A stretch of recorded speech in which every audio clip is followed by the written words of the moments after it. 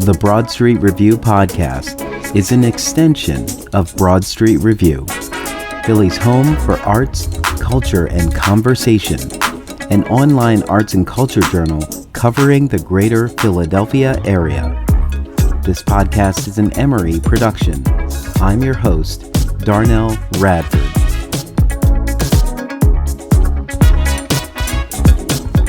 Today on the podcast, co-director Steve Pacek stops by to talk about the Arden Theatre Company musical production of Rent by Jonathan Larson. Here is my interview with Steve Pacek for Arden's sold-out production of Rent.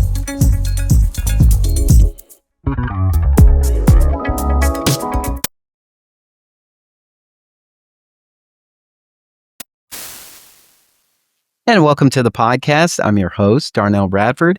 Today, I'm in the virtual studio to talk about Arden Theatre Company's wildly popular production of Rent by Jonathan Larson. It is co-directed by Terry Nolan, artistic director, and Steve Pacek, who is in the virtual studio with me today. Thank you. It's great Steve, to be back. Welcome back to the podcast. By the way, everyone, as we are having this conversation, it is Steve's birthday. So happy birthday, the next Steve. step around the sun. Here we go. Yes. So send him some love on social media, even if it stays past. No big deal. Go ahead. Yes. So I'm going to take a second to put Terry on blast because I've been trying to chat with Terry for many, many years. And I was so certain that this co-direction would be the two of you. But I love Terry. We're coming for you, and Terry. One day I'm going to get you, Terry. You're my white whale. But we love Terry. And we're gonna celebrate this production. So Steve, how are things now that you're on the other side of Rent being ready for the world? It's going and really it's well. On the stage and it's wowing audiences. It really was a gift. I know that's so cheesy to say, but there are just some things that we work on in the theater world where it just feels like all of the stars are in alignment and things just work out and the right people find themselves all in the same place together with the same goal in mind. And that's very much how I feel for how this process of Rent went. It's an amazing group of artists. For any of y'all out there that go and see it, I think you'll be able to agree with me saying that. Everybody across the board, there is not one weak link up on that stage. Everybody is just has been going for it from day one of rehearsal, just full out with feeling, as I like to say. And it continues through. I just was able to stop in and see the matinee on Saturday. And I've been a couple of weeks, since opening night.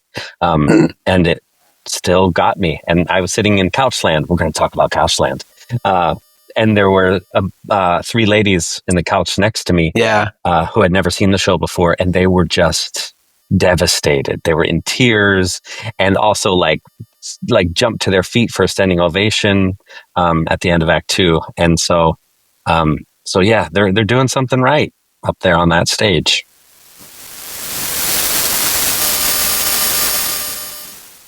Awesome. I was So I'm a Rent head, like many are, and I think a season or two ago, we experienced the delayed 25th anniversary tour of Rent, because I know it wasn't on time because of the pandemic, but when it finally got here, and so I was able to chat with a woman whose child is 13. And was experiencing Rent for the first time. And so it was this generational chat that we were having about how Rent impacted us and how Rent is of interest to their child. And it was just so interesting to see that, one, it's still reaching. It was so much more impactful because of the urgency of the message. when when it was presented to the world, but now it is still very much well, a powerful message. The themes and the challenges that a lot of characters in the show, namely the HIV and AIDS epidemic, back in the 90s when the show first premiered, was a vastly different dialogue, vastly different conversation that was being had, vastly different outcome. So that one central theme of the show is wildly different. Not saying that it doesn't still exist and that people don't still have challenges with it, but luckily, thank God, there are so many more treatments and therapies to help people living with the virus. But that's one theme in the show. People like to say, "Oh, well, it's a show about AIDS." Well, it's not really. Like I said, that's one theme. But a lot of the other themes, honestly, look like could have just been plucked out of society and the world today, because we're still dealing with all of these things. And in case in point, the NEA is pulling funding because of this government that's in charge and trying to tell us what is and isn't art. And what is and isn't accepted. And that's one of the main themes of Rent also. And the power of art to connect humanity. As well as politics and, Jonathan Larson was writing out of the time of Reaganomics, as he likes to call it, in Tick, Tick, Boom. And I think, a lot of listeners could probably draw lots of parallels between the Reagan years and the Trump years. Trump years is just kind of like Reagan years on steroids. So there's a whole lot that we are dealing with still and or dealing with again right now that are very present themes in Rent. And I've been loving having some conversations with people after they've seen it and were surprised at how relevant it actually still is. Yeah, absolutely. It was only like a couple of years ago that I really sort of zeroed into Maureen's show at the Lot and making its connection to gentrification. Was like, oh yeah, that's gentrification. Yes. It was like, because we're just, okay, we see our so-called friend has, had a taste of this life and wants it and kind of forgets where he came from. Like that's what I took away from that for the longest time. It's like you took over a building that your friends live in and kind of forgot that, this was your life too. And there's also this conversation about like being forward thinking, embracing technology, but also the ignorance of realizing that embracing technology will not be as accessible to everyone at the same time. It'll take some time for this to resonate with more than just you and your friends, and so that was like an interesting thought too. But you're right. It's the overwhelming, and I want to think the team at South Park is a little responsible for the fact that our number one thought process about Rent. I think I know the song everyone has AIDS. Referencing. Yeah. Yes. For those who don't know, Trey Parker, Matt Stone wrote a movie called Team America. And it opens with a puppetry presentation of a musical called Lease, and it's a parody of Rent. And one of the songs that is supposed to be La Vie Bohème is Everyone Has AIDS. It is ridiculous. While it's ridiculous, and you automatically know that the team is just, it's humorous, but I can imagine how that affected people who were really, really moved by Rent and and and then knowing that that kind of parody was out there, it's just interesting because parody is also like a sign of respect and appreciation, admiration. But it's just showing you how a generation resonated to Rent because of this Correct. production Yeah. of Wild. Lease that was in this movie. Yeah. Yeah. So can you think, well, first of all, tell Oh, everybody about well, Rent. oh, through my lens. Well, first I know off, it's I'd been have to 30 say I'm years, 32 also years. a rent head. So much so that I Jewish. slept on 41st Street overnight in the dead of winter when I was a freshman in college, to get those student rush tickets, which was the first time a Broadway show Wow. had done anything like that.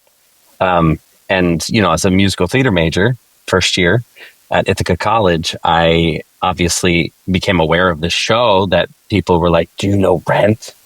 So memorized the entire 2 CD set, double CD, and had every single lyric memorized. And with three of my friends, got in our car and drove down to New York, and slept online to get those tickets. And so to me, it was life changing because I had just begun studying the art form that would become my life's career. And it was a show that drew, obviously it's a musical. It's a non-traditional kind of musical, but it's very much a musical of the rock genre. So just those two things, musical theater and rock music, that was like the mashup of everything that I grew up loving. So to have it all culminate in this show that also had, people who I was learning how to resonate within myself, but characters that I could look to as I was finding out new things about myself. What I'm alluding to is my gayness. I'll just say that out loud. But, at the time when I was a freshman in college, I was not quite ready yet to either admit or fully discover that part of me. But this show had these characters that were becoming rock stars. And I was like, whoa, it could be cool to be gay. Like if that's who I turn out to be. So that's all this just say that it had this mystique of like, oh my gosh, it's all of these amazing things, that I was getting very drawn to at that time in my life. And it was catching fire. Like everybody knew of Rent, and it was this cultural icon moment. So yeah, I connect to those parts of the story, that it's got a freaking kick-ass rock score. It's based on the Puccini opera La Boheme. So it's epic in scope and scale and drama. But just the undercurrent of, who are we as artists? And since I'm still a part of that community, I can say the royal we. Who are we as artists, and what is our impact on the world? And at its essence, that Rent is about this group of artists that have a lot to say and are struggling to find the way to say it. I think there's a lot about legacy too, because Roger's song, One Song Glory, One Last Refrain, is about our legacy and what do we leave behind. And, I think about things like that as a gay man that has no intentions on ever having children. Children are the natural legacy for baby maker population. But for me, and people like me, what is the legacy? What is our legacy? And for a lot of us, it's our art. It's what we make. It's the pieces that hopefully resonate and impact the world around us, that people keep looking to for inspiration, for messages, for knowing that you're not alone in this experience of life. And so I just think it's also obviously the show has the mystique around it because Jonathan Larson never got to experience the impact of his legacy that he has made on the entire Broadway community, on the entire theater world at large. Since he, for those of you listeners who don't know, but he passed away before the first preview in the off-Broadway run of Rent, before it even got to Broadway. So he never even knew what would become of it. But he was building his legacy. He just didn't know it. And there's something so tremendously heartwarming that even though he didn't know what was happening, it would happen regardless. And there's something also so tremendously sad about that he never got to understand and see his work through to completion. But the beautiful thing is everybody that was involved in it was like, this is happening. They knew they had lightning in a bottle. They knew they had magic. They knew that it was really important to see it through. And I think we're all the luckier for that.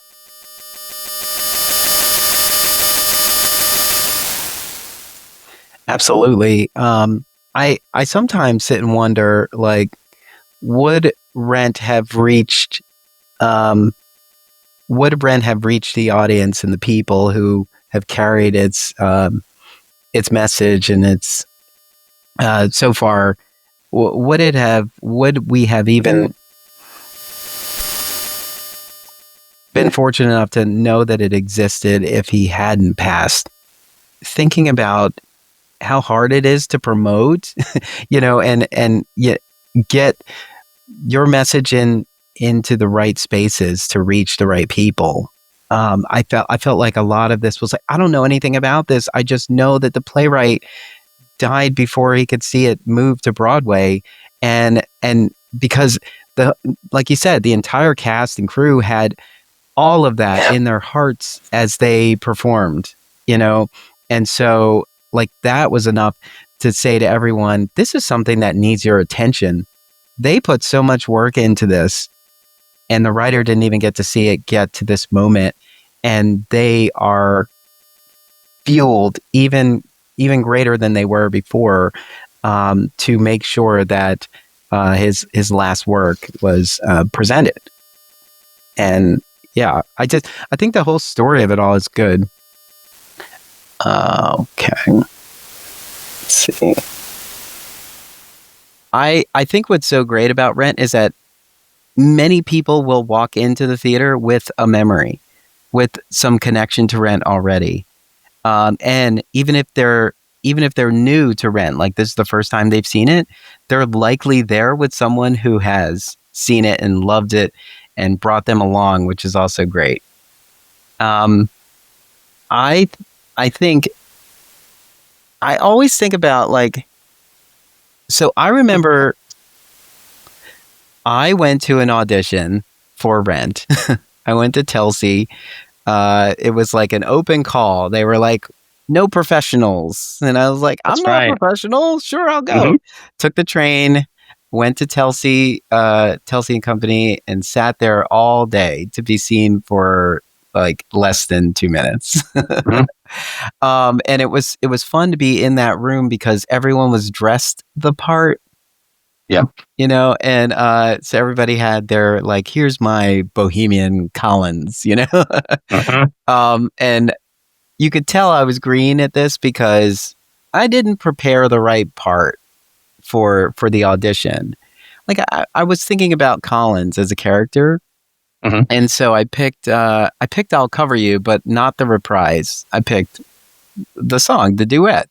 And so I think they only asked for 8 bars, but I gave them very short. Yeah. I gave them 8 bars and they were like, keep going. And I was like, I had to quickly like jump over Angel's parts and then, figure out where to go next. And, and so it was fun, but I walked out of there going, not a chance. but I had a great time. I went with one of my friends from high school. But I also remember that in high school, I had friends who were obsessed with Rent. I don't know how they knew about it yet, but I remember talking to a friend, and between every statement, he was singing bars from Rent. And I was like, this show is like taken over you. He's like, oh my God, it's so great. You have to see it. And I didn't actually see it until I graduated high school. Mm. There was a tour of it at the Tropicana in Atlantic City. I still Oh, don't wow. understand how that happened. But I bought 2 tickets, one for a friend who did not show up. So it was me and my backpack sitting probably like halfway in the house. And I remember that there were older couples who had tickets to the show, probably because they were high rollers at the hotel and they gave them tickets. But they left after Rent. They left Mm. after Rent. And so I was like, wow. And I'm sitting there just in my feelings Yeah. after that completely. And I don't know, like there is something about Rent that is very much in promotion of coming out, because I do feel like right after that, I knew who I was Mm. or knew who I was becoming. Sure. And yeah, so that was it was part of my coming out journey as well. Yeah. Yeah. It's just to see characters like just living unabashedly in their own authenticity, even though knowing that it was like they they were being marginalized and they were uh, going against the grain. Yeah. There's something magical, there's something powerful to seeing that, and just the recipe of ingredients in that show in particular. Yeah. Also for me, it was just the right combination of things to push me to become who I was supposed to become. Absolutely.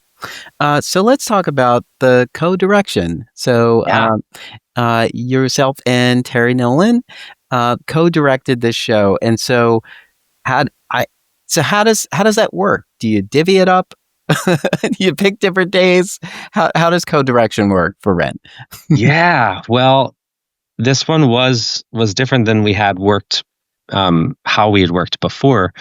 We had been in like a director choreographer relationship before, on a couple of other shows. And so that was easy because you're like, okay, well, you take the scenes and I'll take the songs. But yeah, for this, it was different. So what we did was we got together, weeks before rehearsal started, and we kind of went through the whole show, and talked through both of our ideas. We both we're like, have our own ideas about the whole show, and then let's just get together and share what those things are. And as we kind of started sharing our ideas and which sequences lit us up individually, we kind of just loosely divvied things up and been like, okay, well, I'll kind of spearhead this one. You'll spearhead this one. I'll spearhead this sequence. You're feeling like you've got that in your wheelhouse. You'll spearhead that. But it's almost completely sung through a show. So everything's a song essentially. So we really kind of just led with the parts that really fired us each up. And it really kind of did like, it shook out pretty manageably, workload wise for each of us. And it wasn't the things that I probably would have predicted ahead of time. So, which was great because it was like, okay, cool. Let's just have no rules and let's just kind of, let's go with the things that we feel passionate about. And, but we were all in the room together. Like we never really split up into different spaces. I did one day for Tango Maureen, to just get some more in-depth choreography time and repetition time. Yeah. But that was really the only day, that we worked in separate rooms. So one of us would take the lead, but the other was always there to kind of add some little thoughts into the process too. Yeah, great. Let's talk about this stellar cast. Oh my gosh. of which 8 people made their Arden debut, right? The 8?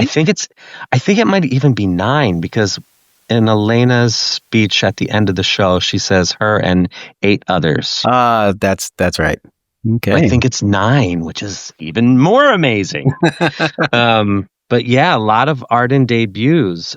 There were 3 people in the cast who was it only 3 or was it 4? It might be 4, who actually were graduating during the process of Wow. Rent. From Temple, we had a small senior Temple contingency. And so yeah, there's a lot of fresh faces in the Philly theater scene, as well as some folks that have been around but are reinventing themselves. Mateo Yeah. is lesser known as a musical theater artist in Mhm. Philadelphia, but y'all need to go and check him out. Yes. Mateo Woo! Scammell, wonderful. I'm pretty sure you've seen him on many stages here Yeah, in Philadelphia. Also here at Theater Exile. yeah, But yeah, I knew he played instruments. I knew he could sing. I just yeah. didn't think about him in a musical. I was wonderfully surprised. I mean, yeah, I sat in the couch seats, dead center, and staring into Mateo's nose the whole show. Yeah, he holds down that downstage center on the couch a Yeah, lot. it was Yeah. it was really cool. It was really cool to see him portray Roger, because a diehard Renthead can't see anyone in this role except for Adam And Pascal. Pascal. Yep. Yeah, but it's cool that he it's cool that he's also doing, his own interpretation of it, Yeah, based off of the same original idea and intention in the script and the score, but that Mateo's, putting his own Mateo-ness on it, which is really, really cool. yeah. And that's kind of across the board. I felt that with everybody in the cast. There's, like we said, there's I think 9 people making their Arden debut. There's 3 down from New York who are joining the cast, but everybody else is really Philly based. So that's also just really cool too, to feel like, oh, there's a lot of Philly in this too. Yeah. Not trying to recreate the original production or the movie, but to kind of give it our own Philly infusion. So that's always really cool when we get to do that. I always wonder that too. When we get a regional production, we're like, what's going to change, but for the better? Like, wow, they didn't do that on Broadway, and this regional production had an idea and presented this, and like, wow, like the set is different than you would see on on a touring production, and I love that because it showcases Arden's space and how Arden would make this work. And so I really appreciated that. It kind of reminded me a little bit of Assassins. When Arden did Assassins, just the way to use that space. But I really liked that, and I love the couches there because they symbolize those 2 front rows that were always rushed out. And I think wasn't Rent the first production to offer rush tickets like that? Yes, it was. Yeah. And I was talking to somebody last night at the Arden's Gala, but just saying that those tickets, back in the 90s for Rent on Broadway were $20. And so if you think about, what the inflation adjustment would be, those tickets today should actually be more of like $50 or $60 tickets. But at the Arden, they're still $20 for couch seats. Yes. So it's a steal. You got to go get them. And they are. But yeah, I loved that too, that we were doing our own take on the student rush first 2 rows. Yeah. Like that lit me up from the very first idea of that being a possibility. And for those who are like, you keep talking about these couch seats, how do I get these couch seats? Okay, so the couch seats, right? You want to tell them? Yeah, the couch seats. So there are between 25 and 28, just depending on how many people per couch. But they are the first 2 rows of seats on the 3 sides of the stage. And you can get those up to 72 hours in advance at the TKTS booth in Philadelphia at the Visitor Center on Independence Mall. And they are $20. And yeah, you can get them up to 72 hours in advance. I think it's such a cool gimmick, for lack of a better word. Like, I think it's a great opportunity. It feels like a scavenger hunt. It's like, but I'm coming to the Arden. What do you mean I can't get these couch seats here? It's like, no, you have to go visit the visitor center. And I Yeah. think it's great too, because it also sort of welcomes in visitors to our city Yep. to have a unique experience at Arden. Like, these are the Right. tickets that you buy at the visitor center, and they're going to put you right in front of all the action. So what a great experience to be a tourist coming in. Yeah. I have heard some anecdotal stories about tourists coming in like, we just got here and we bought these tickets and Yep. now we're sitting in the front row to see Rent. How awesome. Yep.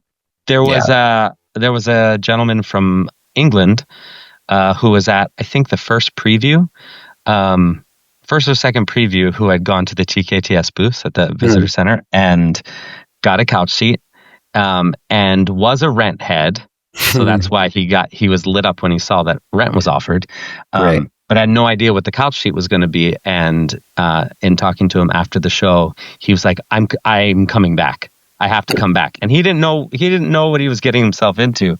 And I think Terry invited him to come back to opening night because he was that jazzed about it. That's awesome.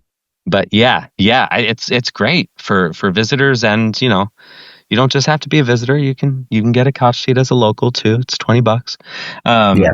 But it is a cool experience. Without giving too much away, it's more than the first two rows. We've tried to make this production as immersive or environmental as possible within a traditional theater space. So we do use, as you know, we use the space. We use a lot of areas in the theater itself. And so at times the action is all around you in the couch seats, and you have to swivel and watch. So you really feel like you're in the show, which is really cool. It's my favorite place to watch the show from. Yeah. And that's great too, because as an audience member, you're not quite sure that the action might be near you. Yeah. It may be near you if you're at the couches, definitely. But if you're sitting like maybe midway in the theater, you have no idea. Like, oh my God, it still might be coming to you. Yeah. Yeah. So as a Rent head, do you have a favorite moment in Rent that you had before you directed the show? And is it the same now that you've directed the show? Ooh. It's so hard. It's like, which is your favorite child? Yeah. It's so hard to say what my favorite moment in Rent is. There's so many of them. I mean, I have always loved the beginning of La Vie Boheme when you go into the organ and it's "Dearly beloved, we're gathered here to say our goodbye." Not just because I've played Mark before, but I just love that the whole La Vie Boheme sequence is starting and it's epic. So that's one of my faves. I will say that Over the Moon has always been a favorite of mine because, come on, I'm a gay man and we love a rock icon diva beltress. But without giving anything away, I will say that this version of Over the Moon that Kata Fried does in our production reinvents that piece and honors what I believe the original intention of the downtown avant-garde artistry scene was at that time. So she re-explores that piece in a whole new brilliant way. And I think her version has become my new favorite. As well as I have to say I also love the whole Take Me, Angel's final moments. I love how we kind of re-explored that in a new way this time too. And just to have that club beat, it's like one of the songs that has an actual club beat to it, has always been a favorite of mine too. I love that sample track. And so I loved getting to re-explore that one too. I love that one too. I know it is hard to pick. Whenever someone's asked me, I've said, will I? well, I don't know if that's the affirmation. No, it's not the affirmation, but will I is a beautiful moment. The way Yeah. it's is it correct to say it's a counterpoint where it's kind of all over the place? I mean, at times, yeah, because sometimes that line is sung with something else too. Yeah, Yeah. but it's I it's what happens after the support group when everybody yeah. kind of goes back to their little isolated pockets and I the think questions. whenever the message of the piece at the time is flooding through our brains like that, Uh, I think that that's when it's its most powerful. I just love that part, and it is a part that always choked me up, and so that's like my favorite moment. So so now that you've directed this, is this the cast of Rent that's in your head from now on? Uh, I think it will be. um, I mean, since it still plays until June 29th, it definitely still currently is. Um, Absolutely. but yeah, this cast and these storytellers, I think, will definitely live in my brain Hmm. for a while. And should I get the opportunity to tell the story again, I think a lot of what they helped me find, what they helped us all find in the room, will definitely stick with me through to the Yeah, next time. Yeah, absolutely. I'm saying like Catherine Freed's Over the Moon, beautiful and very very much like Catherine, you know. yeah, I was thinking about it going like this is how you take the artist and make it new. Yeah. yeah. That was something that we talked about from day one. I remember in the meet and greet, on the first day of rehearsal, when we went around the room and we all kind of spoke our intention for what we wanted to try and do with this production. And the big thing that came up over and over was, how do we allow ourselves and the artists who are here in this room to be part of this production? Hmm. So to allow Kata to be part of her Maureen and not have them be two separate entities, but there's a lot of overlap in the Venn diagram of Maureen and Kata. Yeah. Similarly with, and all of the characters, Leah and Mimi. We already talked about Roger and Mateo and Matthew and Mark. Like, how do these characters, how are they informed and infused into the humanity of the actors, Hmm. who are the vessels through which the story is getting told? So we allowed for all of that, and that's ultimately what we all believed would make this special and unique, and not a recreation of any other version of the show, but would celebrate the artists who were in the room and how we were going to tell the story together Yeah. today. Well, everybody was definitely authentic. Nothing about this felt like it was just sort of a, an an impression of of the Right. iconic characters we've seen do it over the years. Okay, so before I let you go, my final question is a bit camp, uh, but kind of expected. It's Rent. Okay, so my final question for you is: how do you measure a year? I always am lit up every time in cups of coffee. That lyric resonates Yes, with me as yes. I have my Wawa coffee right here next to me. Um, oh, but I mean, just the title of the song, Seasons of Love. I know, seasons can mean different things to people, and I am a lover of the seasons, the autumn, summer, winter, spring. But I'm also, as a theater artist, we speak of our school year or our Mhm. season, which runs essentially usually from fall until spring. That's the traditional theater season. Mhm. Um, and so looking at my seasons and how much of my love of what I do, my love of my craft, my love of the stories I get to tell, of the other stories that I get to step into, and as much love as I can infuse into that, love and empathy and understanding and inspiration and challenging ourselves to be better than we were before. I like a season that allows me to do that is worth measurement. And so this season has been a big season for all of those things. And so I'm feeling very grateful here at the end of this season. And that rent was kind of the capstone of the season, which is very fitting. Well, it was great to have this chat with you. I really appreciate it. Listeners, it is your chance. You got to go get those tickets. Go to Arden Theatre, that's theatrere.org, to find out about Rent. If you want those coveted couch seats, you must go to the Independence Visitor Center at 6 and Market Street to get those tickets. Only $20. But you can get all that information on Arden's website. And when should you buy those tickets? No day but today. No day but today. So do it. So many performances are already sold out, so do it today. Absolutely.